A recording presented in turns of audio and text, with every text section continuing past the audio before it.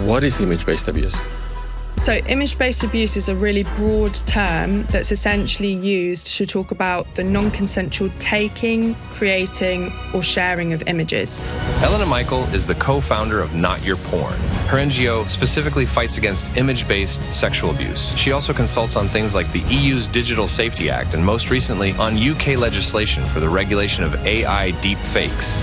You can understand somebody's behaviour, but it doesn't mean that it's right, and it doesn't mean that it's not abuse. And until that power dynamic is reassessed through education, I don't think we'll get better at knowing what the difference is. The people working on this issue work tirelessly. We are so lucky in the UK that we have the campaigners and the survivors predominantly and the charities working on this, because they're the ones that are really thinking about tech for good. So let's take Pornhub as an example. How much money do they make annually? I think it's roughly 400 to 500 million a year, but it goes up every year. The fight is not totally lost. For example, in 2021, with the assistance of the Sunday Times, you were able to make Pornhub delete around 80% of their content because it wasn't legal. How did you make this happen? The new generations have so much quick and easy access to very heavy and hardcore porn. That must have severe consequences in the way that they see life as a whole. What do you think could be these consequences?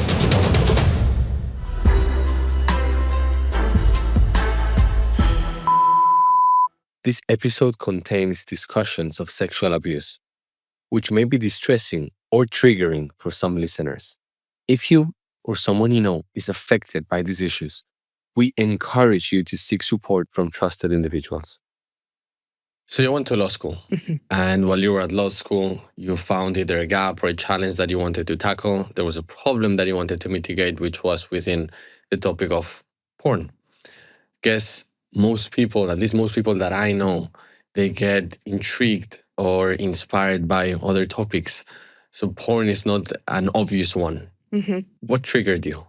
So first off, I have experienced abusive behaviour before in previous relationships when I was younger. And I think that as a survivor of those relationships, I knew that I was motivated to really tackle violence against women and girls. But the other reason is because when I was 15, some of the people closest to me, I haven't had any of my images shared, but some of the people closest to me had their images non-consensually shared underage. And back then, you know, it was things like MySpace and on MSN Messenger. And I have seen the long-term impact that that has had on their ability to exist in the world. I mean, they're wonderfully resilient, but they shouldn't have to be. And similarly, in my experiences, when I was quite young, experiencing, you know, toxic and also abusive behaviour, I didn't have the language to know that that wasn't okay. So I got into campaigning. I knew I wanted to do something. I knew I couldn't campaign particularly or specifically on intimate partner abuse because I thought it was going to be too triggering for me. So huge, like, I have so much respect for the survivors that we work with because I don't know how they do that day in, day out, and also deal with the repercussions of re-traumatization. But I think it instilled in me a really strong anger, I suppose passion, if you want to call it that, to try and do something to help. And when I came across the grassroots campaign that Kate, who, you know, first started Not Your Porn, had initiated, I knew I wanted to get involved. I think the word abuse could be portrayed in different ways. So perhaps as a young woman, you don't speak up or stand up for yourself because you don't know if what perhaps your partner or this other person is doing to you should be considered an abuse. Yeah. So in your own words, what is an abuse? So I've done a lot of work. You know, I'm 30 now, and it's taken me over 10 years to realise that that behaviour was abusive. So it was things like controlling where I go, threatening to take their own life if I didn't do things that they wanted to, especially when I was going through periods of difficult mental health, gaslighting me to the point of saying that I'd said things when I hadn't said things, in some cases taking control of my phone, asking me why I'd spent money on certain things, really all-consuming, and made me feel, especially with some of my younger relationships, that I was not entitled to a life other than with that particular person. And I also wasn't entitled to make any decisions for myself. And I think it's really important, especially for young people, however they identify, men, women, or anything else, that we start having that conversation about recognizing abuse, not just in terms of in-person abuse, but also online, because often, and for me, as I've spoken to other survivors, it happens really small and it's like a gradual dripping. Don't get me wrong, other people have different experiences, but for me it was really small. One particular partner, I remember thinking he was really cool and really chilled, and after 6 to 8 months that wasn't the case, and I didn't have the language or the experience or knowledge or tools to recognise that was actually abuse, and that I don't have to tell him where I go. I don't have to tell him what I spend my money on. I don't have to tell him, who I'm with, and I don't have to essentially put up with his shit because he's having a bad day. Yeah. And it took a really long time to understand that was even abuse. And up until about the age of 25, I still felt like I was lying, despite the fact that particular partner had tried to get in contact with me to apologise a few years before. And I'd had another case, another instance of where a partner had tried to get in contact with me who also exhibited, I would say thankfully, less abusive behaviour. But I didn't realise that apology was also potentially part of the behaviour. And I think at the time, you can recognise somebody as a person, and even I would make a lot of excuses for why he behaved the way that he did when I started realising it was abusive behaviour. You can understand somebody's behaviour, but it doesn't mean that it's right, and it doesn't mean that it's not abuse. They're not related to the things that you're mentioning, but they use this word abuse very often. Is there a particular moment where a man or a woman, or however you identify yourself, should be looking forward to say, yes, I am being abused, and right now I should do something about it? So I think it's really difficult to pinpoint it, but I am going to challenge you slightly on that, because a lot of the time what we don't recognise is that there is a baseline of misogyny and kind of toxic, abusive, controlling behaviour that we see as acceptable in relationships. Like if you look at on your Instagram or any of your social media, you see lots of conversations about love, lots of conversations about relationships, where some of them glamorise this whole intense, passionate love trope or narrative of this idea of we fight and we argue and we say horrible things because we're so in love with each other, right? And I think that there is that element to it, and it's complicated and nuanced, but there's also underlying in a lot of relationships this power dynamic where there is maybe some abusive and controlling behaviour, but it's difficult to then say they're abusive, right? It is a really grey area. But my hope as a campaigner and also somebody that's experienced it is if we educate people and we talk about it more and more, we can start making maybe better judgments about behaviour that's actually, we just don't want to accept it. It's not nice and it's uncomfortable, and we shouldn't be speaking to each other in that way, or you shouldn't be speaking to me, whatever. And then when it goes over, recognising, actually, no, this has become systematic. This has become something that is part of our relationship where it's progressively and continually getting worse, potentially. I also just want to say with that, abuse doesn't necessarily have to get worse to be abusive. I think this is why it's so complicated. But the more we educate people, the more people can start making informed judgments about what behaviour they're willing to tolerate. But just to emphasise, I do think in society we accept a certain level of misogyny and toxicity and also abusive behaviour. And until that power dynamic is reassessed through education, I don't think we'll get better at knowing what the difference is.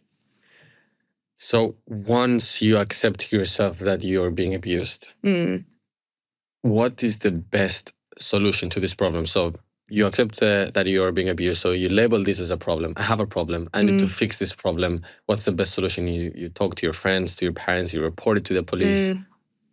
Or I think it's really difficult because my experience was very different to that. Like it literally was like little nuggets of recognizing that this was abusive behavior over the course of like 5 to 10 years. So it's only really now at 30 I can say, wow, that behavior was really not okay for a number of reasons and was incredibly dysfunctional and, you know, beyond hurtful. So I think it's what I have done is, for me personally, and different people have different experiences, is I went to therapy. I spoke about it more with my friends and family. And I, you know, it's not necessarily a problem to be fixed because for me personally, you renegotiate your relationship with it as you get older. And it's become less important to me as I've gotten older. You know, at one point, it was such a significant thing that had happened to me in my life. And I was afraid to date, and I was afraid to, in some cases, to go outside. I was afraid to wear certain clothing that I thought would attract too much attention, even though logically I know that that doesn't influence anything, but it impacts your sense of security. And I think it also, you know, part of the thing with abuse that I've learned for me is that it's not this kind of you recognize it and you fix it thing. It's you're constantly reevaluating your trauma, and you're also then having to deal with times when you're re-traumatized. Like, for example, somebody might say something to you, perhaps it's in a romantic context or employment context or in a friendship. You don't know why that triggers you, but it does, and it immediately makes you feel defensive and you just want to be safe. So in terms of advice I would give people, I personally didn't find it helpful to tell absolutely everyone about what I'd experienced because it made me feel exposed. So what I would say is find people that you trust. There are so many wonderful support services out there that you can just have an open conversation with. And you need to really think about protecting yourself and your energy because you are the most important person to renegotiate that experience. And in terms of reporting, and I think that this is a really important issue, I never pursued what happened to me, even though technically, legally, I could now, under the Domestic Abuse Act and other forms of legislation. I never pursued it because I didn't want to go through the complete horrific experience of going through the courts, which I've also witnessed a lot of the survivors I work with regularly for Not Your Porn go through. And I know I wasn't strong enough to do that. And for me and my healing, it was better for me to work on myself. If you're transported back to that abusive relationship, in specific examples, what would you do differently? Oh, I don't know. I've actually talked about this a lot with my therapist in terms of like, not specifically that, but looking back in the past and like controlling things. I don't necessarily think I would do anything differently because I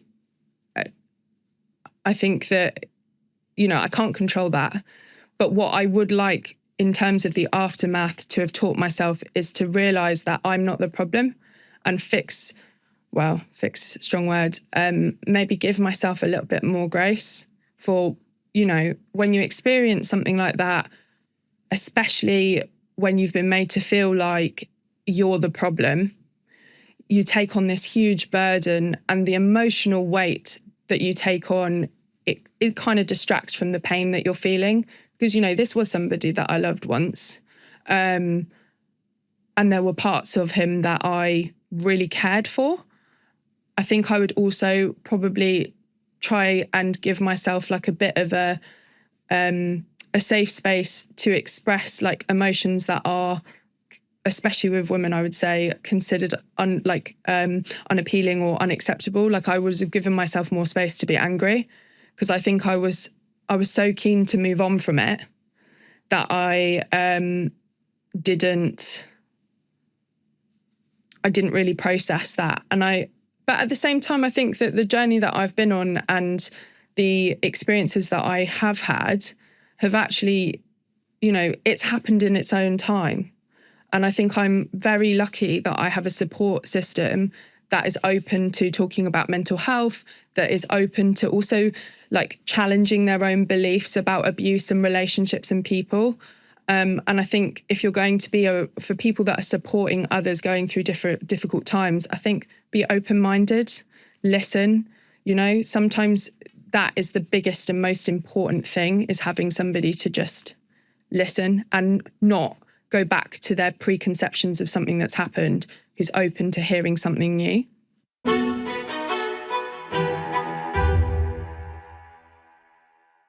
Thank you. You're I know welcome. this topic is not easy, and revisiting it must be troubling in one way or another. So I thank you for the openness. So at the back of these bad experiences, you motivate yourself to build this wonderful organization, which is called Not Your Porn, which effectively is trying to tackle the image-based abuse. What is image-based abuse? So image-based abuse is a really broad term that's essentially used to talk about the non-consensual taking, creating, or sharing of images.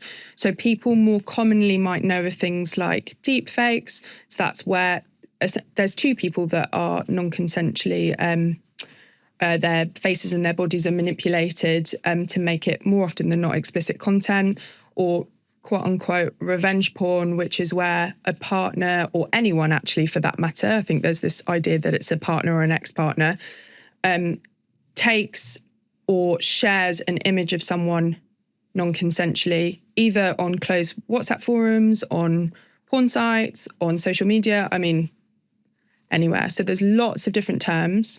Those two, I think, at the moment are the ones that people know the most. So aside from deepfakes, which I'm assuming is basically faking an image, right, and building it and then posting it on a porn site, where do perpetrators find this content? Ooh, that's a big question. I think a lot of people assume that it's going to be just on porn sites, just on social media, but actually the web is so much more complicated than that. It can be shared in private WhatsApp groups. We've had cases where individual websites and files have been set up and shared around local areas. We've also had cases where some things may have started on the dark web, but then have been posted on other websites. The interconnected nature of where this content lies and the different roles that different companies play in it, such as big search engines where you can find, listings of deepfakes. You can find a lot of the time the deepfake apps, just there, easily accessible. There's just so much that goes into it. And so it's really difficult to say one place. The truth of the matter is that it's a huge ecosystem of exploitation and abuse. And what we see in the media is just scratching the surface of what's actually available if you get involved in these groups and these, what I would hazard to say are actually online communities of people creating, sharing, disseminating this kind of non-consensual and abusive content. I have seen the BBC documentary where your co-founder Kate had basically as an aftermath of building this organization with you to fight against this particular crime, she's been targeted in this fashion, in this way. How can people get away with this? I think it's also, I would really like to know. That's the first thing. And there's so much to be done.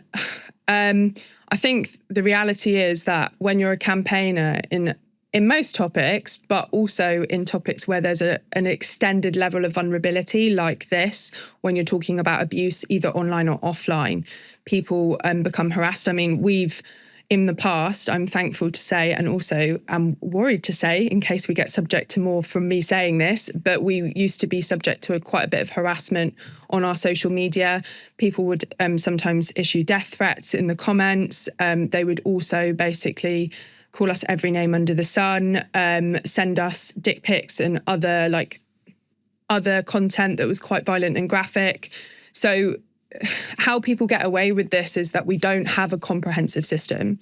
And right now, what we're currently campaigning with Professor Claire McGlynn, End Violence Against Women Coalition, in partnership with Glamour UK, is to create that comprehensive system where there's lots of different mechanisms where we can actually hold people to account.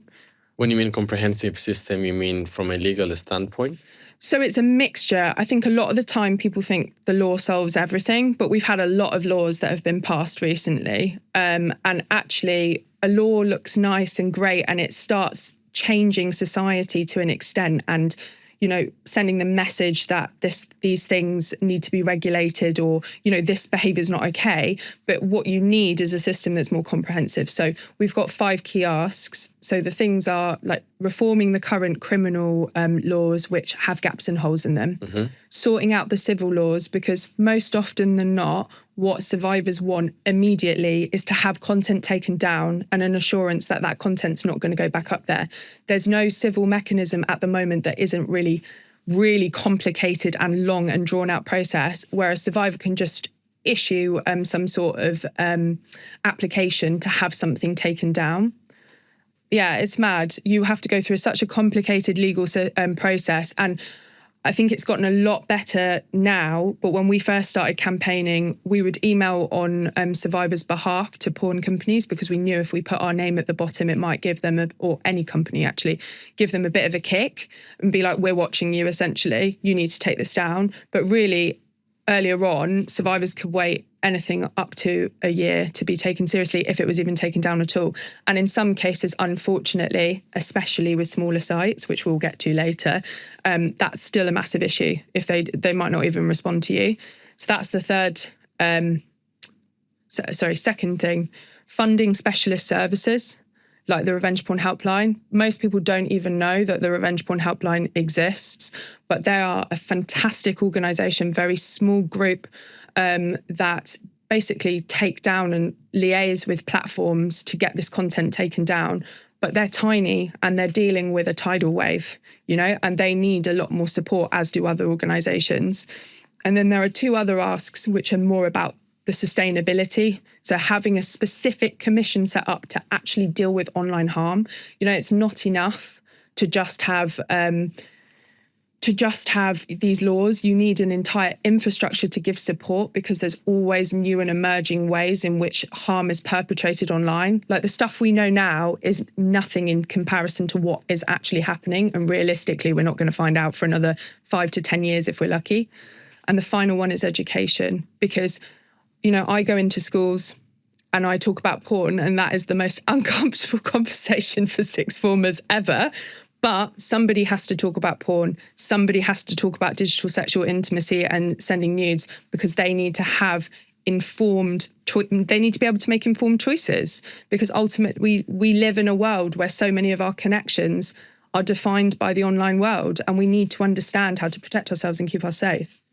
It seems to me that the legal reform is the baseline for the change to happen. Yeah. Now, I see 2 very different moving parts. On one hand, you have the legal changes that need to happen in order to tackle a technology-based problem, which is at least my understanding of this. So you have several limitations from a legal point of view. So they are nation-based. Technology isn't. And then B, the speed of those reforms are uncomparable to the basically opening 10 sites, new sites with new content in a matter of probably a few minutes. Yeah. So how do you basically tackle such a complex and moving problem with basically the strength of the legal system, which is in a way weak and slow? Exactly. I mean, that is the problem we come up against time and time again. Like, you've hit the nail on the head. And I think part of the issue with that is that we can't expect a one-size-fits-all approach to work, which is and none of the things that we're proposing in our Glamour campaign are, that's not, we just put this in place and then everything's sorted. It's going to take review, it's going to take development, adaptation, etc.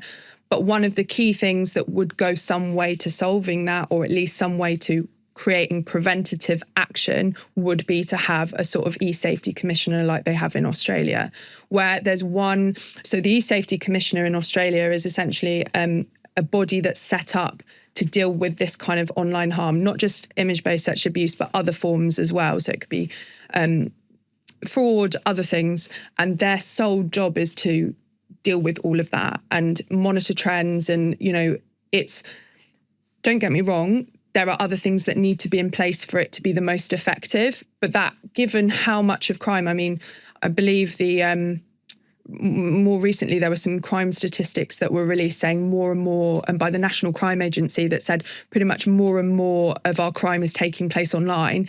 It is completely astounding to me that we haven't considered, or we're not thinking about having some sort of body that deals specifically with this. Because the other bodies that we have at the moment, like Ofcom, which you may have heard of, and their whole Online Safety Act, their job is different. It's not necessarily to be proactive and monitoring and checking and curbing behaviour. It's more about trying to implement accountability after the fact and having some sort of measuring and monitoring principles. So that doesn't quite fit with their current institution. And we need an institution that can be reactive, that can check these trends. So it's difficult, but there are, if we can think innovatively, which I think we have made some progress in the last few years of getting people to understand that we can't depend on and rely on old systems to fit new problems. We've also got to adapt and be creative. And I think that there's just like a huge shout out to the community in the UK.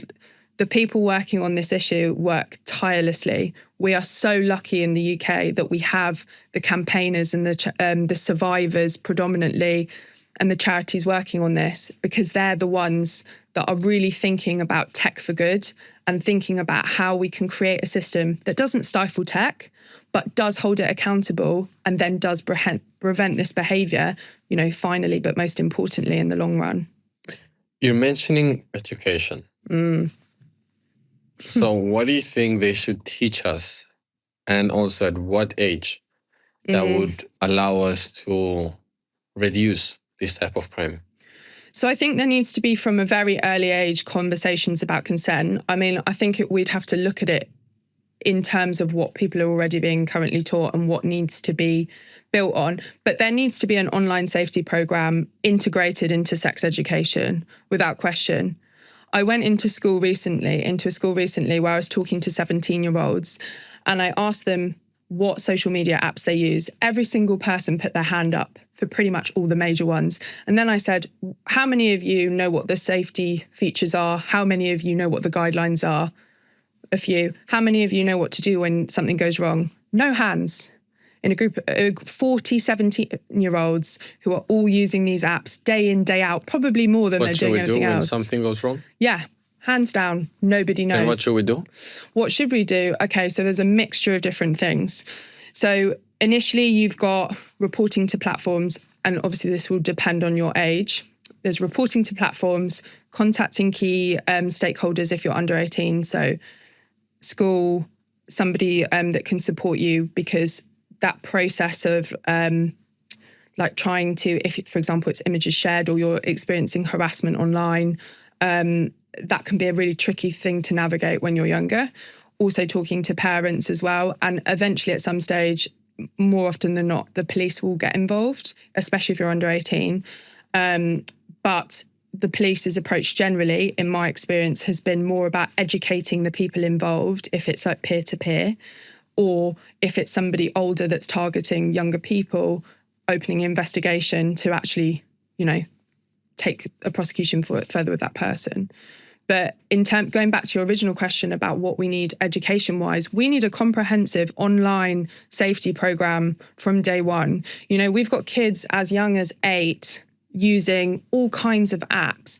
They need to be empowered to make decisions and choices that look after their safety, as well as parents as well. So I'm not saying we talk about porn from 8 years old, but I am saying it all fits into a jigsaw puzzle that needs, and you need all of these pieces.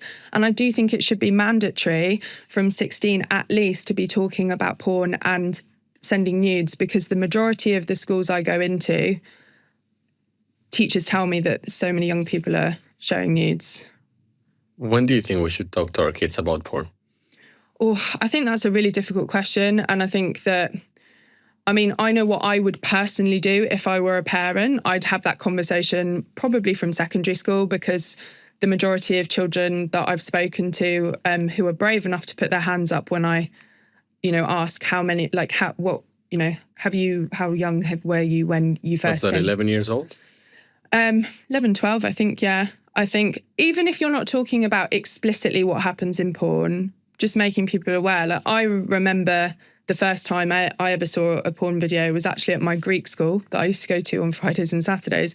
And a boy who was 16, I believe I was about 12 or 13 at the time, showed me a porn video. And I remember being like quite horrified because I'd never seen anything like that before, and it was really graphic and like quite violent.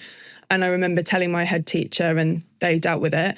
But even if people are not, or even if young people are not necessarily seeking that content themselves, they're exposed to sex, both porn and otherwise, all of the time. So if we don't have, and just to caveat that, porn essentially is a different form of media, a more explicit, more vulnerable, more exposed form of media that we doesn't have the same checks and balances that other forms of media do.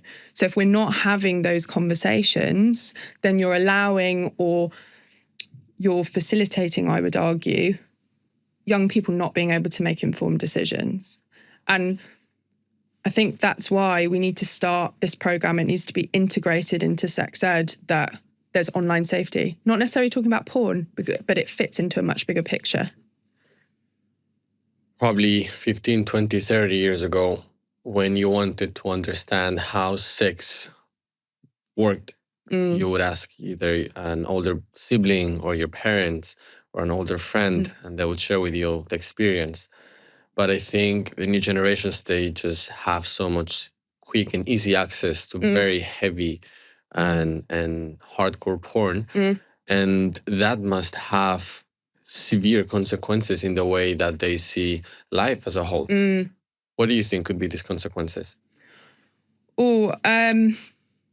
I mean, it definitely impacts relationships. Whenever I leave schools, you can see on the 17, 18-year-olds' faces that they haven't considered what I've talked about.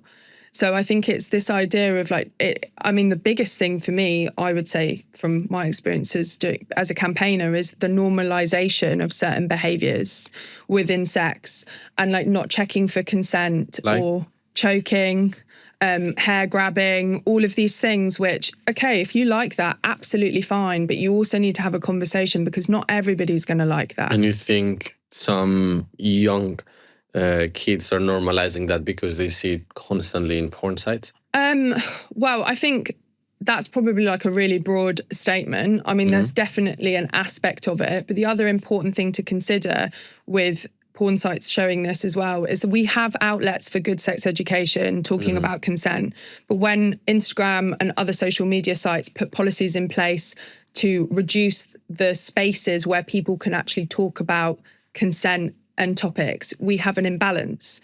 So you have kids that are really easy. I'll try and explain this because I know I'm rushing through this, but you have children or young people, I would say, who can really easily on a search engine find certain porn sites, although there are certain regulations and parental controls now, but you can use VPNs and other things to get around it. But then on the other side, you've got on social media sites where open conversations about consent and influencers and charities that literally work with young people to teach them about pleasure, to teach them about safety, etc.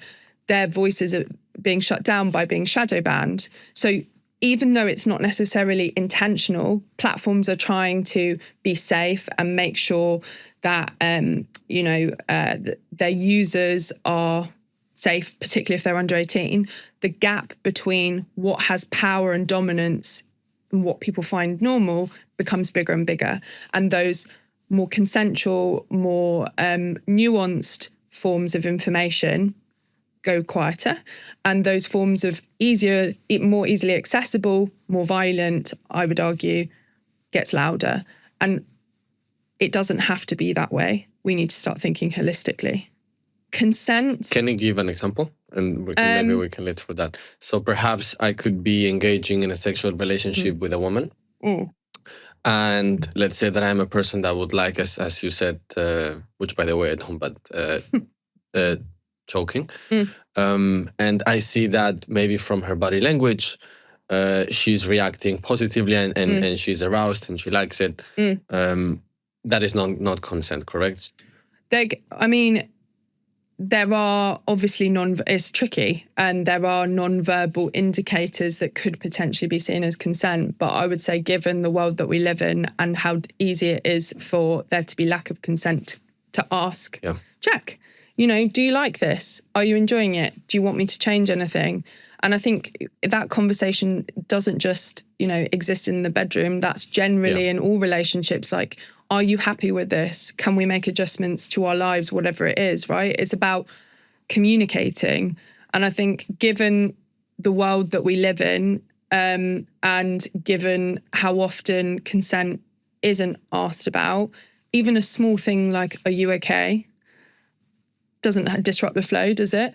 Only takes 2 seconds. So from my consent perspective, how does the law look like?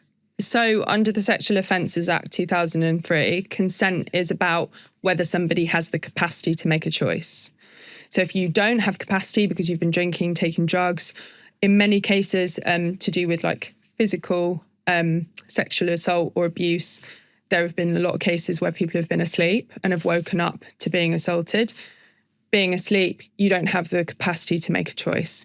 And I think it's really important to understand that consent can be withdrawn. So you can have capacity to make a choice, you can make a choice, but you can take it away. And don't get me wrong, that doesn't mean just because we have this definition that it's really easy. But with that, a lot of the cases that I see, one of the things that I'm mad about as a campaigner in recent years is that we've seen cases of rape, sexual assault, image-based sexual abuse in the media, the headlines being watered down, which is influencing, and I'll explain what I mean in a minute, but it's influencing the way that people understand consent. So for example, man has sex with underage girl. That is statutory rape. That's not having sex with an underage girl. That is statutory rape. End of. Don't water it down, And why do you think they water it down? I wish I had an answer to that question. I think it's like there are multiple factors that are influencing it. I think there is also potentially a worry about being sued but in a case where somebody has already been handed down a sentence and has been, has been confirmed guilty, you shouldn't be saying that because you're influencing the way that people understand consent. It's not it's not something I can really answer why, but... So you're trying to tackle on a very big and wide problem, which effectively has a massive industry supporting it, which is the porn industry. In order for you to have a meaningful impact, how much money do you think you need, let's say on an annual basis? Well, to be honest, we're not funded, as you know. Now, all I would like at the minute is like 100 grand just a year, because we've already been doing this work unpaid, because the people that I work with, the survivors I work with in the core team, we care about this to the point that we're not letting it go.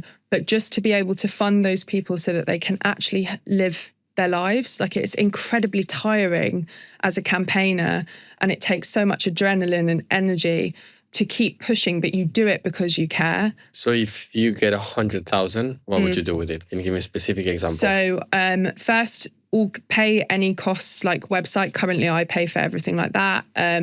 If we get any legal advice, we're really fortunate that the majority of the time it's pro bono. Pay for the survivors that I work with to be able to do this as their full-time job so that they don't have to do this around their job, and that I can also pay for them to have development courses so that they can expand their careers and then we can expand the movement. And the biggest thing I would like, it's my dream to do, which is we're en route, is to have a survivor community where we have support groups. We ran one last year that went really, really well, and we want to implement that, have somebody to facilitate it, and also to have a therapist because that can do like drop-in sessions and host group sessions for survivors, because unfortunately the majority of abuse services that we have seen don't necessarily cater to online harm in the same way.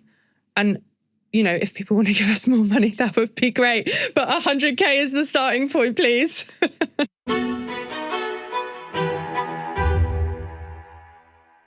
So effectively, you would like to get £100,000 in order to, on one hand, support the victims, on the other hand, also to lobby some sort of reform, and even on a third point, to disseminate the knowledge and bring awareness around this topic that people are not aware of. So this is 100,000 for you to solve these three different points, but you're competing or fighting against this massive giant, which is the porn industry. How big is this industry? So let's take Pornhub as an example. How much money do they make annually? I think it's roughly 400 to 500 million a year, but it goes up every year and it's influenced by lots of different factors. Yeah, it's mad. And it's really important to understand that Pornhub, everybody says Pornhub and any Pornhub affiliated porn sites, but that is very specifically a tube model. And there are so many different other porn sites. What's a tube model? So a tube model is where content is uploaded a bit like YouTube. Yeah. But there are other sites. You've got subscription sites like, for example, OnlyFans. You've got other websites where it's like camming. You've also, so cam girls, live webcams. You've got websites that function a little bit more like the social media that we're used to, where you like send like Snapchat and things, or you have like online profiles and stuff like that. Like this, the length of this industry, people kind of just think of the mainstream ones, where I've seen websites literally pop up within a week and go down the next week because that the content, either because they've got shut down or they've been issued some kind of action, or because people will just want to keep setting up these different websites to disseminate this content because they don't want to get caught and it's easier for them. It's huge. And the other side to think about with that is it's not just these big companies. There are very organized online communities of people where they're sharing, exchanging. Like one of my friends, Zara from the Revenge Porn Helpline, or she's not there anymore, but she explained it perfectly. Exchanging stuff like Pokemon cards. That's essentially what it's like online. Almost like social media. It's like the level of desensitization to the fact that this is abusive and exploitative behavior doesn't exist. It's like this entitlement to this kind of content. And you also see that with deepfake sites like Mr. Deepfakes or other models like that, where people are like, oh, I've got images of this person. Oh, could you make a video like that? Oh, I really like this. Can I take it and put it elsewhere? It's literally like they're just talking about, I don't know, videos on TikTok of like cute animals. Like the level of desensitization is appalling. And I really worry about what that's doing to the way we look at violence and the way we look at the entitlement we have to other people's bodies. Are these sites regulated, or at least the main ones? Is it Pornhub regulated? Oh, I couldn't tell you. Like in terms of the main ones, it really depends what we're talking about. We haven't even got onto Telegram, Discord, private WhatsApp groups, individual like drives that are, or like file sharing sites. And also we haven't talked about open source coding, where certain modifications can be made to websites in order to share or create abusive tools. It's huge. It's an ecosystem. And what people always go for in the mainstream, because it's easy, it's palatable, they've seen the headlines, but actually it's an interconnected web. The people you find on one site, like let's say Reddit on a listing, they might be on 15, 20 other sites, accessing this content, helping people find other content. And that's like the ecosystem. Then you've also got the situation where you've got the initial individual perpetrator that might still be perpetrating abuse, we don't know, in their community with their friends, also on these sites. People always think about it as if it's one person. There's entire groups of people perpetrating this kind of abuse. It's not just the initial perpetrator, because once it's out there, anyone can often take it and put it elsewhere. So understanding the magnitude of the problem, people think it's this one and done situation. It's continual, it's perpetual. Most survivors that I know, and not all, but most, live in fear that their images or these videos will either get taken and edited or reshared. And sometimes something as simple as a WhatsApp message or a message on social media can be triggering, because you don't know if some random person who's created a dummy account is going to contact you, either to be like, hey, by the way, I've seen this, do you know that this is out there? Or think that you've done it deliberately and ask you for more content and harass you. Like, imagine that level of burden you have to live with every day. You're in your work meetings and you've got your phone and you're that sense of panic and you want to be sick because you've seen this, but you can't do anything and you can't just announce to your entire meeting that this has happened. And then having to like live a normal life, have kids, you know, deal with your mental health, do all your housework, like the impact of this perpetually. And then also having to advocate for yourself, fight the police to take it seriously, because the situation, depending on which police force you talk to, is completely like, I've spoken to some amazing police officers that really get it, but I've also spoken to, in the last few years, just to caveat, not just more recently, police officers that didn't even know that it was a crime for a perpetrator to individually share and thought it came under different laws. Potentially the police don't hashtag it in your system, hashtag your case in the system the correct way. So then you're fighting for months to get some information and nobody's sharing anything with you. Then maybe it doesn't go through to the CPS, so the Crown Prosecution Service, and they reject it and say we don't have enough evidence. So then you're trawling through all these sites because police officers can't go on porn sites or any, not all porn sites, but also some other sites to get that. So you're becoming the investigator. Then you're sending it to them, chasing them like you're their boss. And at the same time, your family members are still, you know, they might be getting ill, or you're going on holiday, your friend's getting married, you're trying to pursue this new relationship, or your kid's sick. Like, that burden is it's more than a full-time job. It's like 3-4 jobs. And a survivor with no funding, no backing is doing all of that. And companies are like, oh, it's too hard.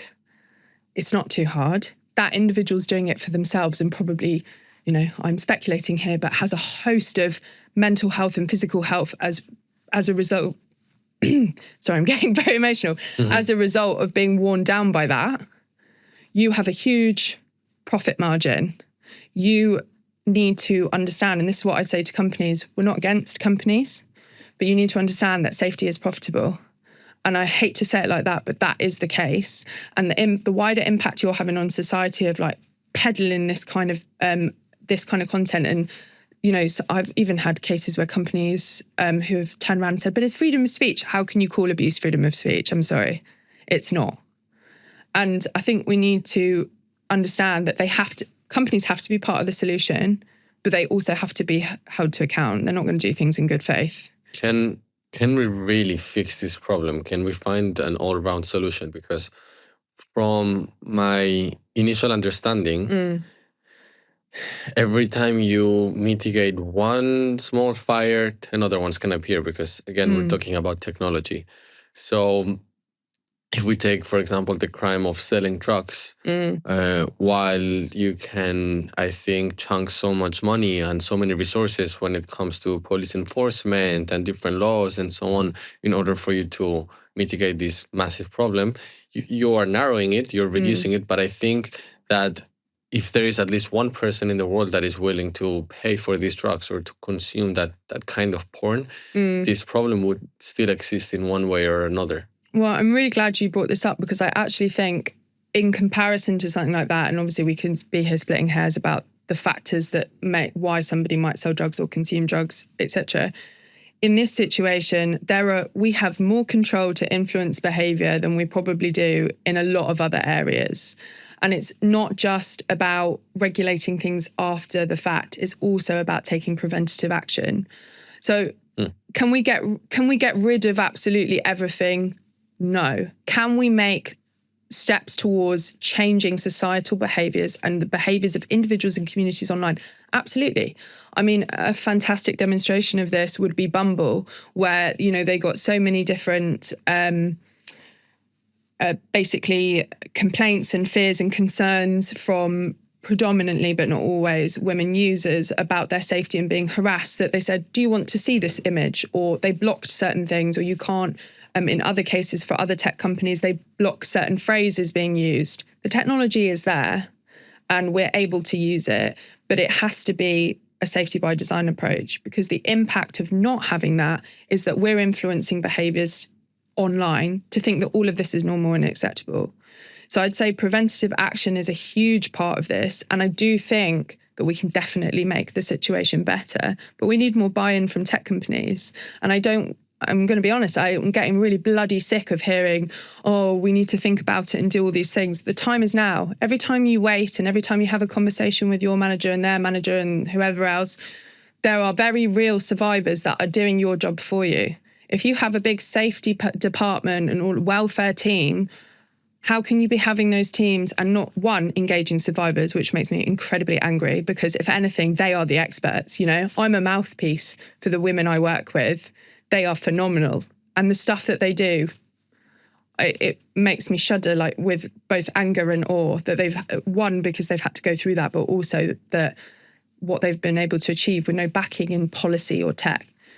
But we need buy-in from companies. And if they're not going to buy in, which a lot of them, I would say, for other reasons, and I don't want to demonize also individual teams because there are people within organizations and companies that really want to help.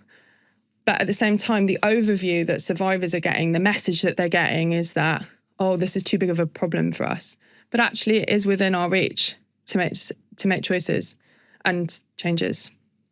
So there are some forms of porn that are crimes and unhealthy. Do you think porn can be healthy in any way?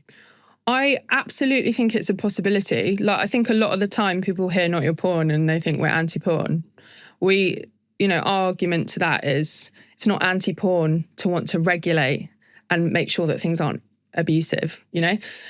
So I think porn can be healthy. And I think that there are demonstrations of movements moving towards teaching about consent. I mean, there was a fantastic awareness campaign done in Australia by a number of content creators and sex workers about consent, which had huge, it went really well. And it was also teaching young people about consent.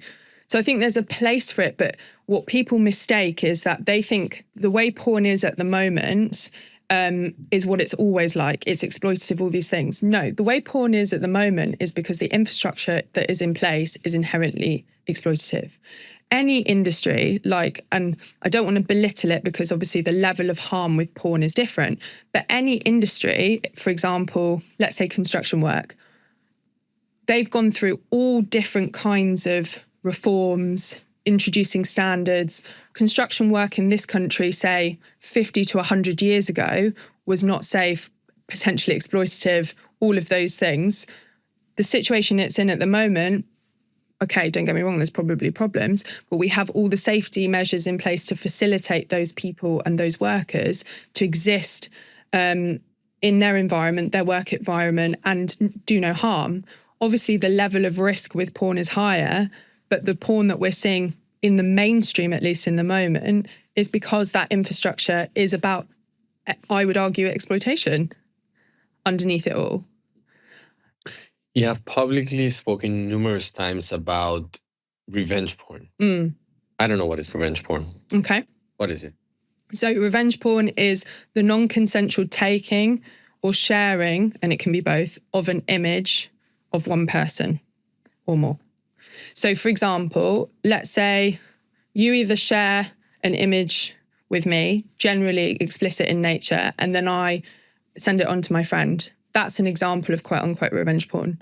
Another example would be if I take an image of you that's explicit that you didn't know about and then upload it to a site without your consent.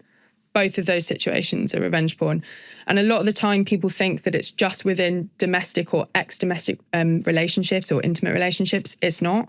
The perpetrators of this can be colleagues, it could be someone you know in your local community, maybe someone you've only met once or twice. You know, there's a lot of different ways in which revenge porn How can play out. common is this happening in the UK? How common? Oh, I think it's a far more normalised than we give it credit for. I don't know what the exact figures are today because obviously those will be skewed depending on reporting and, you know, who actually speaks up about it. But I would say that it's very, very common. If you think about the number of people that are sending nudes just normally as part of their relationship, and you imagine, sorry, let me go back and rephrase all of that. I think it's far more common than we realise. Like if you remember what I said at the beginning, this happened to someone I knew when I was 15 years ago. this phenomenon is just progressing, or I don't even want to call it a phenomenon. This abusive behavior is progressing and evolving.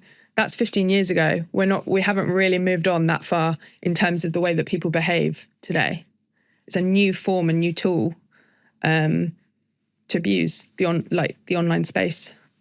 Is there a story that shocked you that you could share without sharing any names or references? So just for people that are less aware of what revenge porn is, like myself, could understand what could be an extreme case of this. I think the most shocking examples are the ones that are the most normal, because more often than not, people think it's going to be this big case where maybe there's a group of 6 perpetrators. And don't get me wrong, there are cases where there's huge groups of perpetrators that organise a criminal ring sharing hundreds, if not thousands, of images of people within their area. That does happen, but it's the things like your best friend has sent an image and put it on a website, sometimes because they want to make money, sometimes because they think it's funny, sometimes just for no reason at all because they're bored. People always get that one. They're like, people are bored and they upload images non-consensually. Yeah, because it's become so normalised. There was a research paper done a few years ago by a company called Revealing Reality that do lots of different research. And some of the perpetrator motivations were things like, I did it like sort of for peer. I shared images of myself and I didn't mind people sharing images on because it gives me a sense of status. Like the complexity behind this behaviour, we always dilute. There's actually lots of different reasons. So I would say in terms of stories, it's the ones where it's people that you wouldn't suspect. You know, people that you, or people that are so integrated in your life, you think, well, why would they have done that?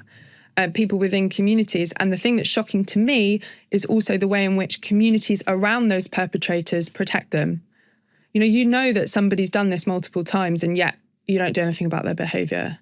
And I mean, there are reasons for that, in the sense that people feel empathy, think, oh, my friend, whoever it is to you wouldn't do that. That's more shocking. And I think it speaks to where we're at as a society of like where we understand this behaviour. It's really normal on one side, but on the other side, it's like we don't understand it as abuse enough, and we don't understand the long-term damage that it does to people, because you are constantly, like, I hope, and there are survivors that, it does kind of go away to the extent that they don't have to deal with it on a day-to-day basis. But for a lot of survivors I know, they are negotiating and battling with that trauma and re-traumatization, I would say, on a daily basis. I'm going to share this story of a friend of mine without naming the person.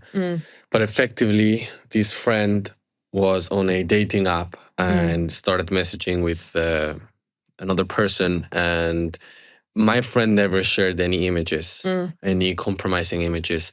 But after perhaps a few weeks messaging without having still met each other face to face, the person from the dating app effectively sent him a bunch of random pictures that were not from him. My friend promised me that were not from him. And this person threatened my friend to send these pictures to his, first of all, posting them online on social media pages, sending it to my friend's workplace, so on and so forth. So my friend approaches me with this topic, and he was very brave to be able to open up to me about this. And he called me in the middle of the night, and then he said, what should I do? Because I'm also very afraid of reporting this to the police, because that can also mean that they can do an investigation within my workplace. So what should people do in this case? Okay, so I think there's the immediate situation of what you need to do. And as a friend, firstly, I want to say, I hope your friend's okay, because that's a horrific experience to go through. And secondly, I think, so the first thing you need to do when you're presented with a situation like this is you either yourself or ask someone you confide in to take screenshots of absolutely everything, all the information you could possibly have. Because if you are at some point going to pursue legal action or you're going to get advice from a particular service, you need to have the evidence there. And as we know, when we have a traumatic event or when we experience something horrific like that, it can affect our memory, it can affect our ability to process what's happening, not necessarily in the moment, but also later on. So it's important to screenshot absolutely everything. If you can't do it yourself, get somebody else to do it. The next step that I would recommend is contacting the revenge porn helpline, because in this case, which is a case of like you said revenge porn hotline. Revenge porn helpline. Help. Okay. Yeah, they're amazing. And actually, just between you and I think that they should be tagged, put at the bottom of this, to say if you've been affected by any of these issues. And I can give you a list of resources of who to contact. Yep. I also would say, and this is part of the difficulty with these cases, if it's exchanged, whether it's exchanged over private messages or on an app makes the situation different. So if it's over WhatsApp, there's nobody you can call or talk to about harassing behaviour, which means you may want to contact the police to open investigation. If it's on a platform, you might want to consider reporting and going down that line. But the reality of the situation is there are, at the moment, very little tools of what you can do other than screenshotting everything, other than contacting the revenge porn helpline. A lot of people want to hear that there's like a direct step which will make this stop. But we unfortunately live in a system right now where that is really difficult, because we don't have a comprehensive system of protections and preventions where we could actually tackle specifically that behaviour. The other thing, like everybody has to make the choice for themselves about whether they want to open an investigation, but there might be some circumstances, like potentially this one, depending on how your friend felt, because obviously he had work implications. He was worried about work, that speaking to the police is more potentially a better option. But I would also say there's so many different variables. Like, it depends on his workplace. If he had someone, or if any survivor or anyone that's subject to this has a colleague they can talk to, because, the threat of something impacting your work is very, very real. And we've had cases where employers have been amazing to survivors. If they've got public profiles on their websites, they take them down. They monitor and screen all their emails. The other thing, to protect yourself, there's a load of fantastic resources on Refuge's website about online safety, and also on the revenge porn helpline, which in your specific circumstances, like, for example, things about setting up Google alerts or not wanting to see an email notification that something's been posted, how to do a reverse image search, whereas if you've got those images, you can check where it is. But I do, particularly with that one, warn caution, because that can be very traumatic. So yeah, the two predominant things I would say are screenshot absolutely everything if you're unable to do it. Ask someone close to you that you trust. Contact the revenge porn helpline. Those are the two main ones. And then if you feel able to, contact the police or lodge an incident report, do. But mental health and social support are going to be huge. Like, if you don't feel comfortable, you don't have to tell everyone. Mm-hmm. It's what you need to go through to deal with it. And if you don't want to feel exposed, that's fair enough. But please try and get some mental health support, because it is a horrible thing to go through. I think it's amazing that we have fighters like you in the field fighting against this type of crimes, because this means that the fight is not totally lost. For example, in 2021, with assistance of the Sunday Times, you were able to make Pornhub delete around 80% of their content because it wasn't legal. How did you make this happen? To be honest, shouting about it. I think it's really important also to recognise that we sit within a community, particularly in the UK, of amazing campaigners. Like, we work as a community and we collaborate, and the voices of survivors are so powerful. Like, I am, like I said before, completely in awe of the work that they do. It's influencing policymakers, it's changing people's minds, but we have a very powerful, very strong movement. And I think that with all of us tackling different elements, like the legal side, intervention and immediate support, like the Revenge Porn Helpline, we're able to create this force. And it's instills so much hope in me, but I also am so proud to be able to learn from and work with these people, because they've taught me so much about this work and about this area. And yeah, I think that's how we're able to do it, really. Because the things that you do with the press, that might lead to a chain reaction in somebody else's work that then leads to somebody else thinking, oh, maybe we need to do this differently. That leads to a conference where you're able to then have conversations with people that are working in tech. Then, you're able to influence the workers, because everybody thinks it's like a top-down approach. It's not. It's a filter-through approach. You have to influence individual people within a company in order for them to understand safety. So the more you work as this collective movement, the things that everybody's contributing, the more powerful you are. So I think that's how we did it, really, and shouting very loudly.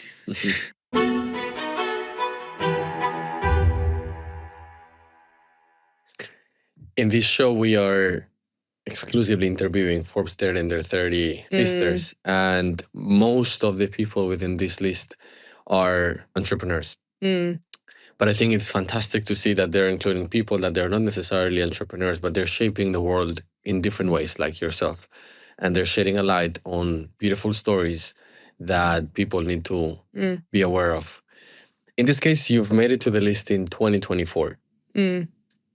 Being on that list, did it give any visibility or empower your movement in any way? Yeah, I think it gives it credibility. I think there's always this difficulty with grassroots campaigns because you're not formal and you have to be so reactive in many respects that somehow the work that you're doing, not that it's not legitimate, but it's not as seen as the big organizations with the big budgets or the politicians that have more of a platform. So being on Forbes amplified, like we were doing the work already, but it just gave us a bigger platform that really, to be taken seriously in campaigning, you do need. And I think it's one of these things that I struggle with as a campaigner, of like making sure that we're amplifying survivors' voices. Like obviously I'm on the list, but I am part of a much bigger team who do amazing work, right? So making sure that those voices have a mouthpiece, but also they have the microphone, but then also recognizing that sometimes you have to play the game for people to listen. And that level of strategy is a really hard balance. So yeah, like in summary, yes, it really did help.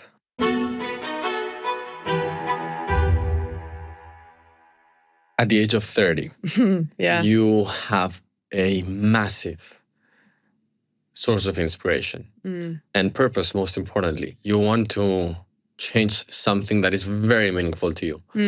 And unfortunately, I think in a lot of cases, a lot of people don't find their calling or a purpose ever, or at very advanced stages of their lives. You found yours at such an early stage. In your case, how would you define success? Oh, that's hard. I think the thing is, I don't think I have a definition, but one thing I do want to say to it is people look at the Forbes 30 under 30 list or any other like sort of social currency success, right? Which is obviously a massive achievement in its own right, but they look at that of like, wow, they don't see any of the story behind it. So what I would say is that success is messy, and it's, having a big success or something happen one moment and then, I don't know, your washing machine breaks and your house floods at the same time. That's success to me. And it's just, it's complicated, it's chaos, it's wonderful, it's messy. But fundamentally, I think it's also about community, because the work that we do, like I would not be able to do this. One, if I hadn't have had Kate, because she taught me so much about press and so many different things, but also the survivors that we work with, like success is about community. And if you, in all the mess and chaos, if you're supporting people and they're supporting you, that's what makes you more powerful. So yeah, unfortunately, it's not a very easy roadmap to follow if anyone wants to be a campaigner, but embrace the chaos is what I'd say. Would you consider yourself successful? Oh, I think it's successful if I have a proper sleep, but I don't know if I'd consider myself successful. I think I'd more say that I'd consider myself curious and inspired by others, not by myself. Elena, I think that for someone to be an entrepreneur in general, you need to be self-confident, you need to be brave. But in order for someone to tackle on such a multi-layered, complex, and emotionally charged crime, you need to have a different kind of braveness and self-confidence, which I can clearly see you have, and it's so inspiring. I think that you are the superhero that we all want to be, but in a way, we want someone else to do that job for us. And for that, I thank you on behalf of everyone that doesn't get to see the job that you're doing, because it's helping us to live in a much better, healthier, and balanced world. Thank you. That's really, really kind. And I would like to say that it does not feel like a superhero when I've got I feel like I've been dragged through the week instead of running, but there we are. But I really appreciate that. Thank you. Thank you.